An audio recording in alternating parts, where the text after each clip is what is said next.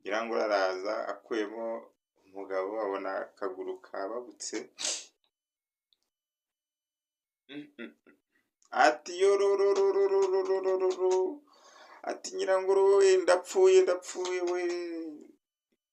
Rusake nyine kuko yari umuturanyi hafi aho ngaho, yumvise urusaku aza ahurura, ati yusa, ati niwe uwo yari nyirangurube, ati rusa niwe washukiye umugabo, none urebe ukuntu ahiye kubera wowe.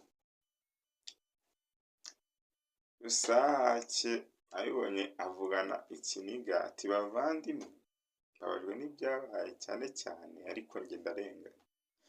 Mu gitondo Gikeli yazindukiye iwanjye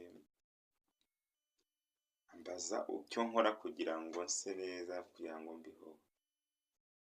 Nkimara kumubwira ati mu gitondo umugore wanjye afata amavuta akayacanira, nkimara kuvuga gutyo ati rekera aho numvise. Ndamubwira ati waratse nkagusobanurira neza uko bigenda.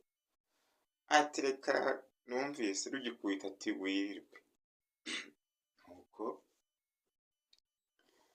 ubundi uko bigenda, ubundi umugore wanjye afata amavuta, yamara gucamuka akayatereka, akabanza agahora yicara imbere y'inzu akayansiga, ahasigaye nkabengerana. Umugore wa Gikeli ati niko byagenze, ati niko byagenze, ati ahubwo wakoze kungira inama yo kubanzamo akaguru kamwe,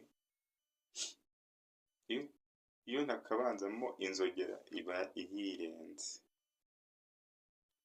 ese wowe iyi nkuru yaba igushimishije?